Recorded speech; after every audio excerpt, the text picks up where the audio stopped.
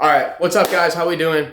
On this week's episode of the Nickel Up Podcast, we have one of my friends from college on the episode. We got Jack Woodburn, aka Woody. He's killing in the e-com space, specifically on Amazon. He's helping his students scale to tens of thousands of dollars a month selling high-ticket items. Thanks for tuning in. Make sure to like and subscribe, and stay tuned.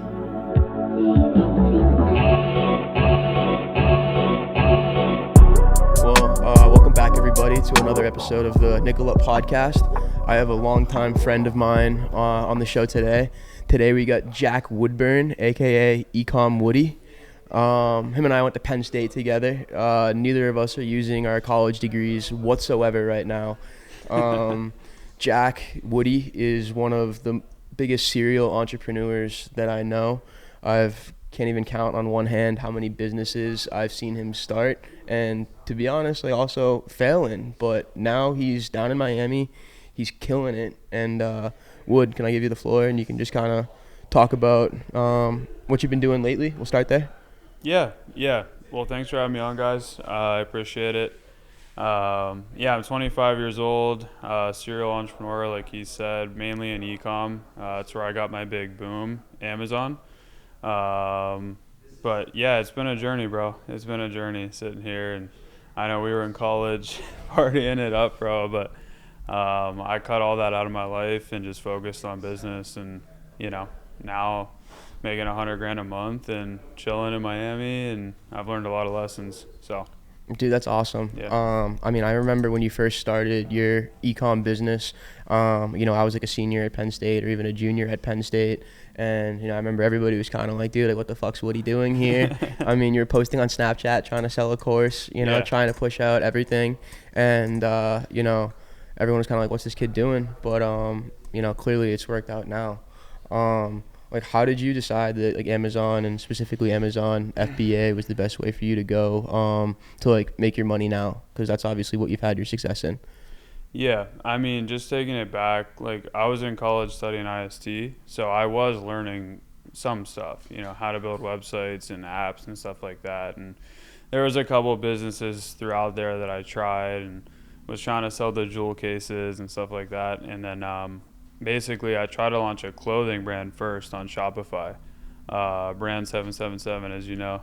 Your dad's rocking it still, but I did okay, and then basically, you see everything online. You see my stuff or other people's stuff of people, the Shopify sales, the Amazon sales, and basically one day coming out of college, I was still working this shitty job, and I bought an Amazon course myself.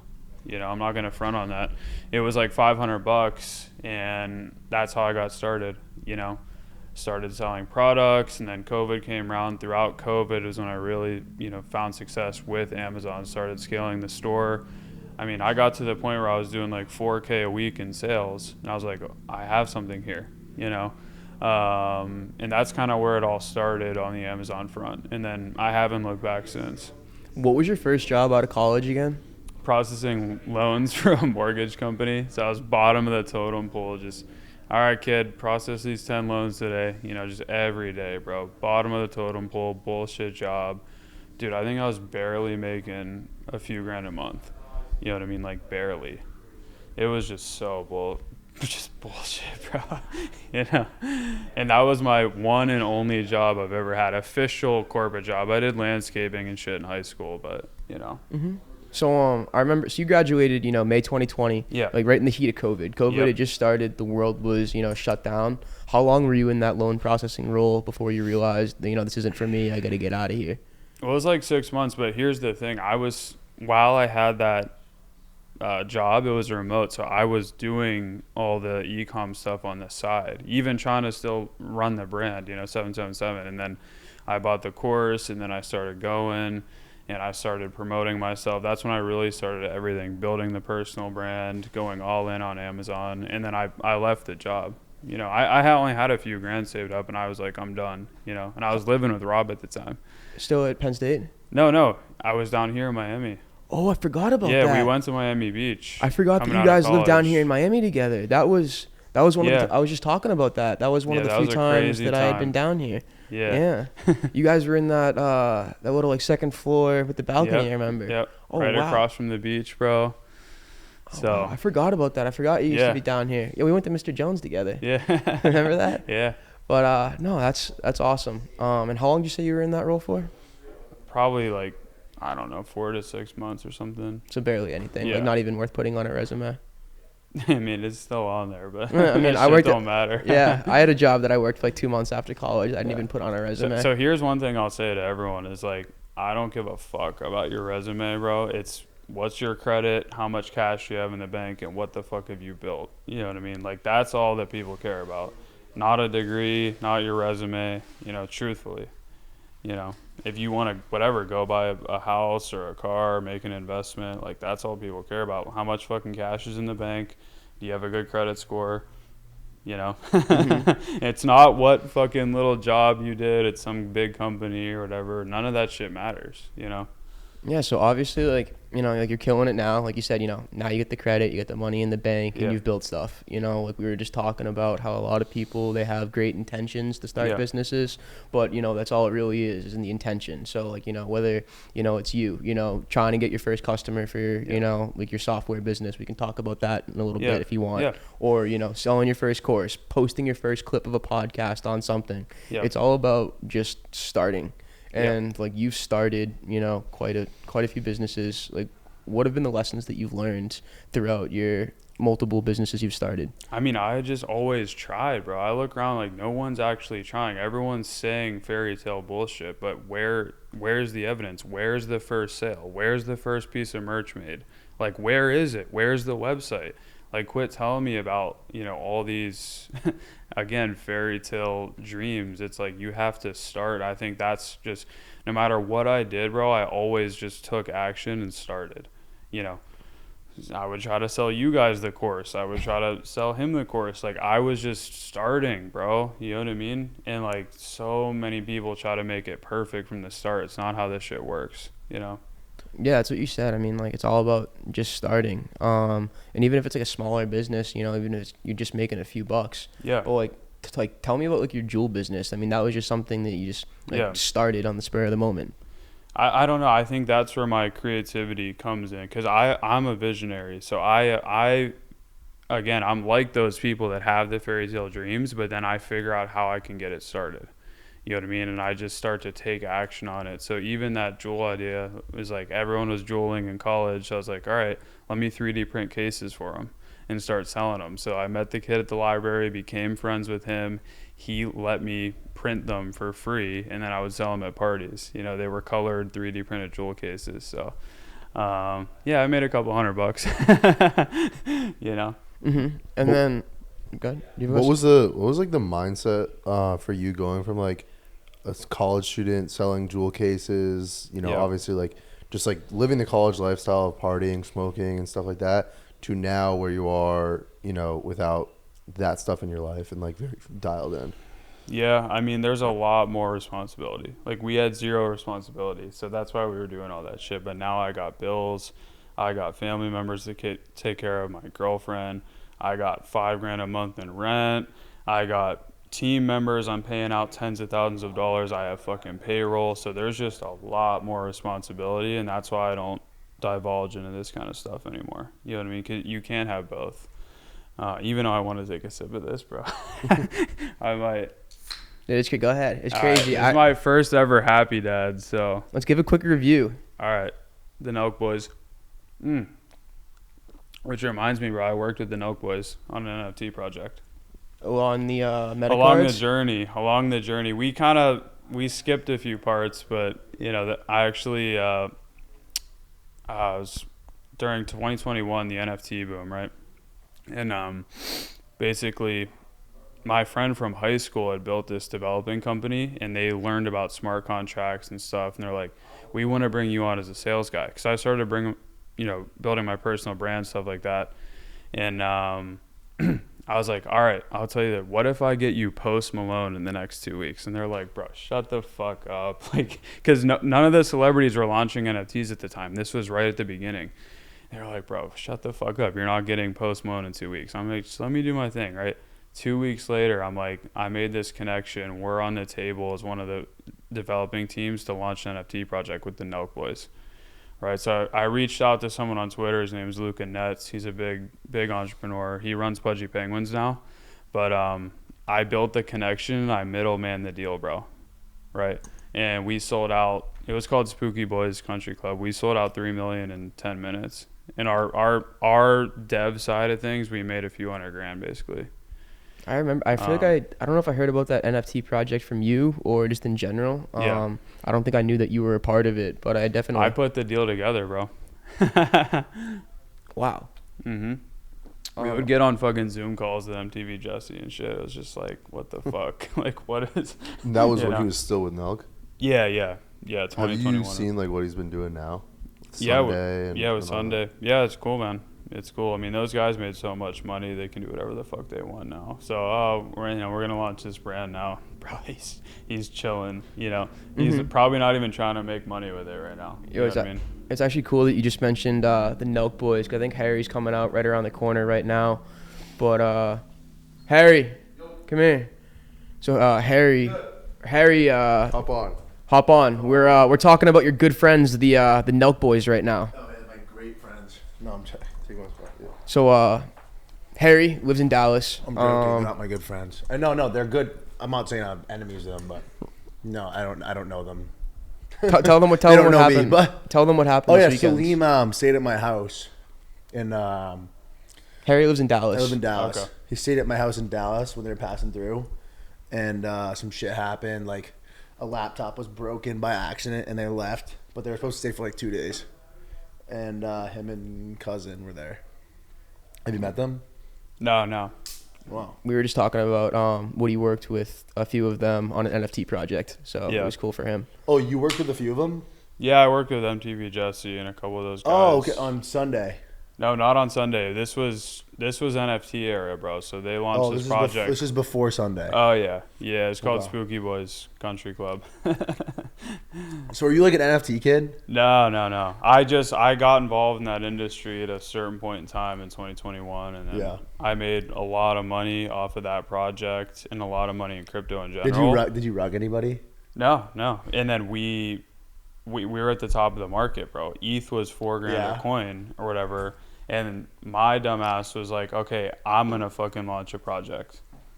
So I tried to launch my own project called I'm not even gonna get into it, but I tried to launch my own project and it flopped. I lost like several $100,000 in 30 days. No way. Yeah, bro. Holy that was fuck. one You got of like a Twitter, you got like a Discord going. everything. We had like 4,000 people in the Discord, bro. No I way. spent dude, so What happened? much- Did the pre-sale did the sale flop or something? We ran out of money, bro. I physically would've ran worked out if of money 2 years ago trying to launch this project, bro. It would have worked though if you had more money. You think? Yeah. And we were also at the top of the market. So this Yeah. is literally what is this? February of 2022 or something like that. Mm-hmm. It wasn't that long ago. So bro. did it actually You know? launch or no? No, we couldn't even launch it, bro. Why? We- Because you didn't have like the money to launch it. Exactly. Wow.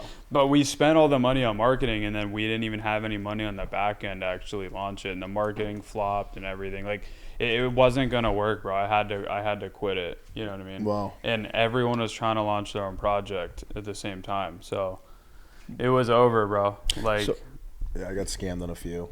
yeah. So I guess like this is kind of like a two-part question. So like the NFT field was Yeah. obviously like very diluted at that point. Yeah. Everybody was releasing a project. There was a new shit coin, every single day. Yeah. But it kind of seems like that Amazon, everybody's trying Yeah. to sell on there too. So I mean, just from my perspective, it seems kind of diluted. And then like the one business, if you want to call it a failure, with the NFT project, it ran out of money. Do you think that's kind of like a reason why people should give Amazon FBA like a chance because of the relatively low barrier to entry? Yeah, I mean, here's the thing. Like, throughout that time, the Amazon business was still going. Well, I kind of stopped for a little bit trying to do all this. And then I had that shiny object syndrome. I'm like, bro, I'm going back to everything that I know. And then I scaled my store back up throughout all of that year and then scaled my program up and everything. And, like, that's why I'm here today. You know what I mean? It's not necessarily a low barrier to entry. It's just something that works. Like you might think it's saturated, bro, but I have students coming in and 2 weeks later they're like, yeah, I made 10 grand in sales already. You So know what I mean? are you selling on Amazon? Everything, Like brand name any- products. So it's mostly online arbitrage. Yeah. So anything. You that find like a can think trending of. product type beat, and then you It doesn't even have to be trending, bro. Just best selling. You know what I Best-selling. mean? It could be Samsung TVs. It could be Fiji water bottles. It could be Nike socks, bro. My students sell like these socks all the time and just make like $5-10 profit. a You know what I per, mean? per- do But you have to they're actually have selling- the do you have to have to actually have the thing? Yeah, the inventory. You have to buy you the have to inventory. have the inventory. Yeah. So where do you store inventory? So you can do it 2 ways: at home FBM, which is fulfilled by merchant yourself, Yeah. or number 2, you can ship it into Amazon FBA, and Is then that they what you take do? care of everything. Yeah. It's probably way easier. So, but at the beginning, the beginners, like my students, right? We want them to do at-home FBM. So they might buy 10 units of socks and then just ship them out themselves as they get sales. You know what I 10, mean? yeah, that's low cost, low barrier. Yeah. to entry. Yeah, okay. Yeah, that's how you get your foot in the door, and then that's how you get ungated in these brands. So as where do you well. live? Do you live like in one of these like fucking high Yeah, rises over yeah, there? I got a penthouse. Oh, in you got Brickell. you got a penthouse. 2-story penthouse. No way. Yeah. 2-story? Yeah, it's dope. What kind of car? Do you have a nice car too? So here's the thing: the one thing I don't have is a car, even though I love them, because essentially we only have one parking spot at the crib. My girl works a job; she's a teacher, so Okay. she has to drive to school every day, and she just has a Jeep. Okay. So I'm Oh. chilling, bro. I work from my fucking penthouse every day. I got no car note, no debt. So you no sell, insurance. but are you selling like a course? Yeah, Is that yeah. what I you have a said? program. I have a So program. do you think it's like I feel like a lot of people have courses now. Like, Yeah. do you think it's like a scam that our courses like scams? I don't think so, bro. No. Because I've changed so many people's lives. I brought a kid in last year. He's 24. I got him from 0 to doing 150 grand a month in revenue. Oh yeah, that's great. So you can think it's a scam. No, all you I don't think want. it's a scam. I just No. think I think a lot of people have courses, but if you're actually bringing value and you can show that like that you Yeah. actually that you're like changing people's lives. The product speaks. At for the end of the itself. day, it all comes down to what the person wants to do. Like you can take the horse to water, right? But you Yeah. can't make it drink, right? I mean, we have 2 full-time coaches. We hold people accountable. We have 24/7 support. Wow. Bro, I've invested hundreds of thousands of dollars into other people's courses, programs, Damn. masterminds. So I know what it fucking takes. How many people You are know in your what I mean? Discord? About 300. I've had about 300 students. Wow. Yeah. So it's a monthly thing, like. It's an upfront fee, and then on the back end, if you want to stay a part of our group, you have to pay. Yeah. Oh, okay. So you can either choose an upfront fee or you can do a monthly. Both. Yeah. Oh, nice. Yeah. So- yeah, okay, you good. So I guess it's like it's not a scam, the courses, but like there's Yeah. definitely like yours obviously isn't a scam. Well, and but, I've actually built an Amazon business too. so You that's know, what I was gonna. multiple to 7 figures in sales. Not profit. I'm not gonna sit here and lie, but like I've done 7 figures in revenue myself on fucking Amazon. My store is doing 100 grand a month. You know what I mean? Again, best not store on profit. Amazon? Yeah, again, not profit. So maybe I'm clearing 15, 20 a month in profit. And then yeah, we have the mentorship, and it makes me really good money, bro. You know what I mean? But I'm also changing people's lives. I have a whole team now that I'm paying payroll and everything. Like, it's not just some bullshit course. You know what I mean? Like, we don't even like to call it a course. It's a mentorship. It's a program. It's a platform, How do you make your mentorship program stand out from other courses? You said that you've invested hundreds Yeah. of thousands of dollars into different courses, other people Yeah. to learn from other people. What do you think makes certain courses stand out and be more successful than others? One, I've done it, and then number 2 is the level of support that we have. So we have like a 24/7 one-on-one support system, which that's what people need, accountability. Like, if you just pay a couple grand for a course and there's none of the back end of getting the support, getting the accountability, you're not going to do anything, right? But that's why we introduced all that stuff, the support system, the coaching calls. I mean, that's really what it is, bro. It's making people do it. That's how, and getting people results Straight up. early. That's what we're focused on. So we want you to get results super early, At what point do you think that, let's say one of your students, goes out, starts making money on Amazon. Yeah. At what point do you think that student is morally allowed to start his own mentorship group? you know, like what does somebody have to do to kind of have the resume to, you know, go out there and sell, Yeah. build their personal brand and put out a product that they can stand behind? It's a good question. I just think it's all based on if you can get people results or not. So look, if you start an Amazon store and get it to 10K a month, you can sell a program on how to get someone to 10K a month in theory. You know what I mean? Because you fucking did it, right? If you have that proof that you can do it, but you can't say, no, I'm going to take you to 100K a month because you haven't been there yet. So that's what I think. But I think a good year or two of doing it, you know what I mean? So you think it's all about like transparency as long as you're clear with the...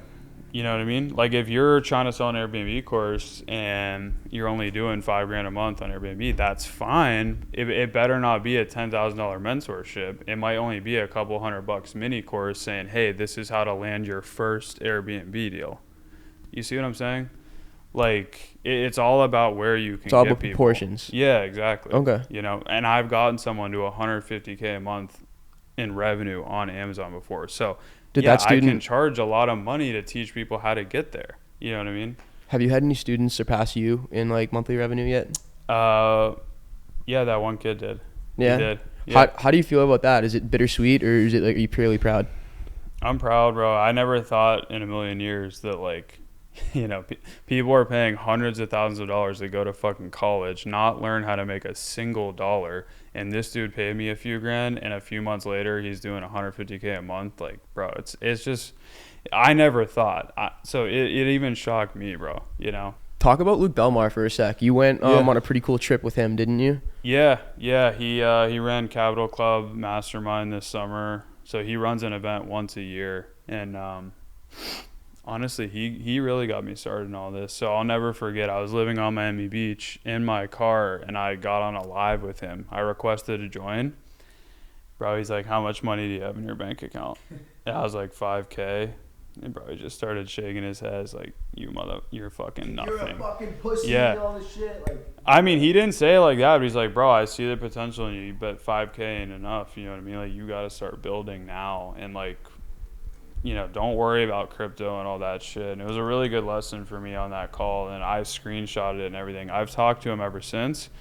I met him once in person before the event down in Miami. And then we went out there, bro. It was like the best 15 grand I've ever spent, probably.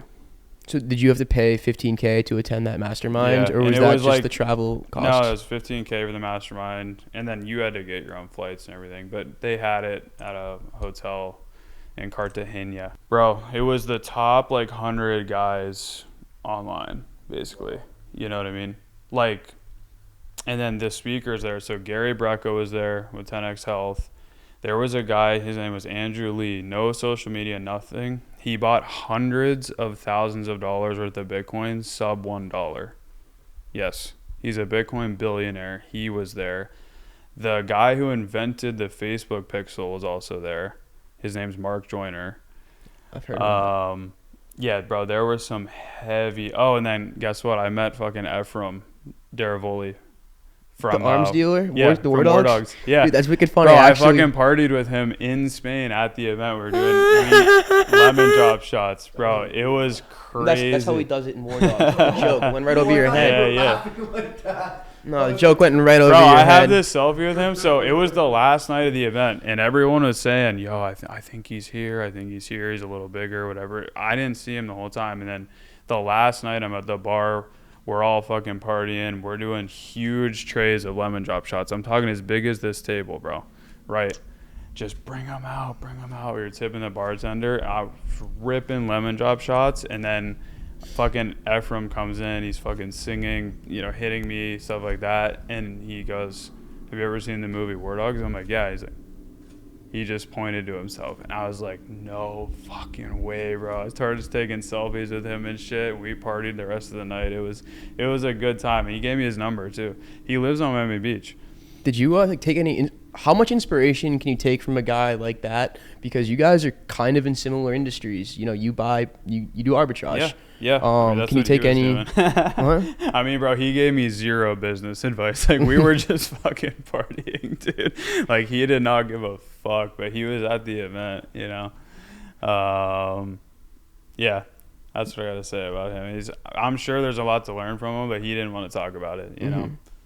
Do you I kind of completely unrelated, but like before you came over here, you said that I'm gonna get in a lift real quick. Yeah. And then I always see you in the gym. Do you think that staying mentally or staying physically fit like helps you in your businesses? Yeah, I mean it's 100% necessary. You know what I mean? And that's something that Luke taught me too, and that he's teaching all of us. It's like wealth does not just have to do with money in the bank. You know what I mean? It's how fit are you, how in shape are you, how healthy are you, right? Combined with that, that's wealth. You know what I mean? So I don't try to overcomplicate it. It's just like when you look in your fridge, bro, or your pantry or whatever, like if anything looks colorful, these wrappers, bro, Whole Foods, eat fucking grass-fed, grass-finished beef, eat organic fruit, vegetables, and then you're fine. What percentage of your meals are you cooking versus making? So Eating out. That's a good question. I eat out a couple of times a week, maybe. And then I just actually got started with meal prep. This just company, they cook all organic stuff, but they just deliver it once a week. So I have my lunches, and then I'll just make myself eggs in the morning. Free range, all the bullshit. No soy, all that. So I just make myself eggs, have a half of an avocado, make myself an espresso, and I'm chilling. So I guess let's just recap, okay? Yeah. So you're like talk about like how did you move? Honestly, it's not my favorite, by the way. The Happy Dad? I thought it'd be better, bro. I don't love them either. I don't really love any seltzers.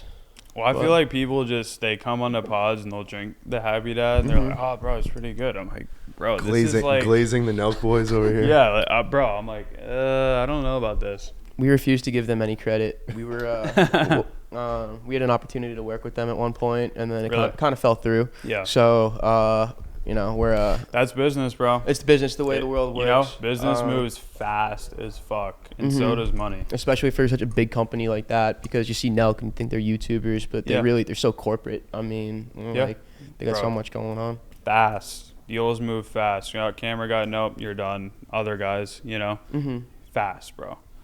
Where do you see your business and everything going? You kind of told your story, but looking forward. Yeah, so I mean, I want to keep building my personal brand. I don't even think I've even gotten started there, bro, which is crazy to say because I feel like a lot of people kind of are starting to, they're seeing me with Belmar and stuff. So it's like you get that effect, bro, I'm telling you. You know what I mean? I feel like people are starting to understand my brand more, but I got to keep fucking going, dude. You know what I mean? I want to start posting on YouTube more, and I want to get into more higher level business. The Amazon stuff's great, but bro, I've learned way more than just Amazon. Marketing, sales, fulfillment, teams, payroll, finances, investments, crypto. I mean, I'm starting to become really well-rounded now, and now I'm getting into software too. So that's I want to get to that next level where it's Jack Woodburn, when you search that in Google, everything comes up, not just, okay, the kid that sells an Amazon course. No more Woody? We'll see. You know what I mean? We'll see. But you got to think like Grant Cardone, Ty Lopez. That's where my head starts to go 10 years from now. That's where I want to be. You know what I mean? Mm-hmm. What are the next, I would just say, tangible steps to get there? I mean, I just got to keep posting, bro. I got to keep building my brand. And then maybe if I exit this software company in a couple of years, I mean, that'll really help. I mean, I know that the software company's brand new, but do you want to provide any insight on on what you're doing right now? Yeah, so it's a data tracking company. It's called Keepify. It tracks the KPIs of an online business. So whether it's a service-based business, a high-ticket business, coaching business. So it tracks everything, your ad spend, your commission, your sales team's metrics, all your financials, your accounts receivable. And then we have AI elements that we're introducing into it where you can punch in, hey, I want to do $100,000 a month in my business. It'll tell you exactly what you need to do down to the day. You need to spend this much a day in ads. You need to book this many calls, close this many deals, right? So you'll be able to actually communicate with the AI. And then eventually we're going to have the AI track the sales team's day. So how many dials did they make? How many calls did they take? And we're going to build a bot that'll plug into all that, right? So plug into CRMs, plug into Zoom, whatever, to be able to actually track the sales team's day. So That's awesome. yeah, no, it's exciting. We have a few guys on it right now. They seem like they like it, but we're still a long ways to go, you know? Yeah, you said you get 5 customers right now. Yeah. How are you going to like 10, 100x, 1000x that? Yeah, I mean, organically to start. So my network now, all these guys that I know are like me. They're going to use it. So I'm going to organically sell it up to a few hundred users probably, to be honest with you. That's already close to $100,000 a month, MRR, you know? Then we can start running ads, do marketing, and You'll have a ton of case studies too then. And Yeah. if it's homies, they'll referrals, Yeah, they'll help you everything. Like I'm coming in a place now where I'm not struggling for cash or any, like I can take my time building it the right way and building the right team. Like we're not just trying to run and gun this thing. You know, we want to build like a long-term product for people, and you know, a couple of years from now, like I don't know if you guys know Alex Becker, he sold Hyros. Yeah. Oh yeah. It's a very similar type of software niche. I was thinking kinda of that tracking. when you were telling me. Yeah, so bro, his software was like $1,000 a month, which is more high ticket than How mine. much did he sell that for again? Yeah, I'll get Hyros? to it, bro. So $1,000, he had 1,200 users on it. So they were doing 1.2 Yeah. mil a month. He sold it for 100 million. Yeah.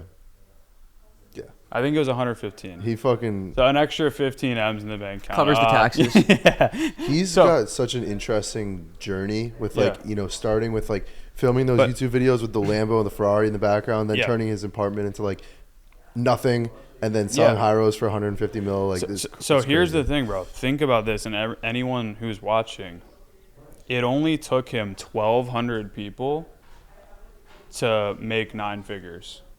Think about that. 1,200 people on a world of 8.6 billion. It only took him 1,200 people paying him $1,000 a month to sell his company for $100 million. That's honestly like pretty crazy to think of. Like, So, you know, bro, if I get my software up to a few hundred users, like you start to see like how tangible it is. Like especially with software, the multiples are insane. Yeah. You know what I mean? So what is that? 1.2 times it's 12, like 15 mil. 15, and then what was the multiple on that to get to 100? Like 8. 7 or 8, something Yeah. like that. That's all it was, bro. And then boom, money's wired in the account. You know, It's wild. it doesn't happen. No, it's that not as easy, simple guys. as that, It but- does not happen that easy. But just think, he only had 1,200 people paying him $1,000 a month to make 9 figures. I know I keep going back to it, but it's like people try to. It's so tangible, bro. You know what I mean? I asked Ben Bader this when we had him on, Okay. but I've been close to him for a couple of years, and I kind of know his journey. But it seems like it's similar for you. What do you tell that kid who's at Penn State, starting all these businesses, going on your Yeah. Snap, trying to just hustle, and Yeah. that's a little bit lost, but has the Yeah. drive? What do you tell that kid right now? It's all gonna work out. You know what I mean, bro? There was so many times my back was against the wall. I went broke. I failed. It's gonna work out, bro. You just gotta keep going no matter what. You know what I mean? I think that's just the message, and just take massive action. You know what I mean? Bro, it just fucking pisses me off of people that want to get into business and shit. Cause I was never like that. Fortunately, I don't know why, bro, but I always fucking took action. I always bought the course. I always tried to figure out the automation or build the website. Like I just, bro, constantly. I still do it to this day, bro. Last night I was up until 1 a.m. doing zaps and stuff for my business. Like it never fucking stops. You know what I mean? So you just got to recognize that and just get started. Get your first customer. Get your second customer. Get your third motherfucker, and don't stop for like 3 You years. have 1,200, and you Yeah, can exit your business for exactly. 150 million. Exactly, bro. Like, but anyways. That's great. What do you tell your parents? Because, or like, what did they think about Yeah. it in the beginning? Because yeah. a lot of our friends, a lot of our mutual friends, we come from like good families. They sent us to school. They made sure we Yeah. went to school. Growing up our entire lives, you graduate high school, you go to college. There's no choice.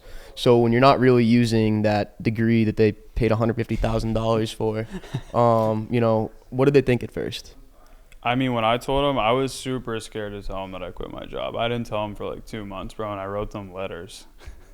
I wrote them fucking long-ass letters explaining everything and my plan and all this shit. And then I was so nervous for it, and they were like, okay. you know, they were like, we'll support you, you know. So I feel like a lot of people get scared about bringing that kind of stuff up of, oh, I quit my job or I'm trying to start this business. But now they're just proud of me, and I think they know, because I know too, I haven't made it, bro. I'm nowhere near of like making Do it. you have like a mile? Because You know? we actually talked about this, you know. Yeah. Not comparing everything to Ben Bader. Just we did. Yeah. You guys are in the same industry. Yeah. We did his yesterday. He said that, you know, he's never gonna feel like he made it Yeah. because like, you know, growing up, his dream was always have a Rolex. Bought that. He wears it, looks at it, checks Yeah. the time. That's all it does. You know, he just bought Yeah. a Porsche 911. Whatever. Yep. He enjoys driving it, but Yeah, like, yeah. at the end of the day, it only gets him from point A to point B. So Yep. do you have like a milestone that in your head would allow you to say, hey, mom and dad, I made it? Or do you think that you just being a serial entrepreneur, No. you're always going to want a 10X? When I tell them, yeah, I made it, and guess what? You did too. Bro, giving my parents millions of dollars, paying off all their bullshit, that's when I'll know I made it, bro. When I can just give my mom $1 million tomorrow, that's when I know I've made it. You know what I mean? Me, myself, yeah, I'll always want to keep going and stuff, but if I can give my mom $1 million, give my dad $1 million, retire them, I think that's kind of the ultimate thing for me. You know what I mean? But I think 8 figures liquid gets me there, you know? No, Yeah. thank you for hopping on. No, I appreciate you know, it. We try to keep it Thank you, professional. bro. Nice to meet you, dude. Yeah, no, it's better that way.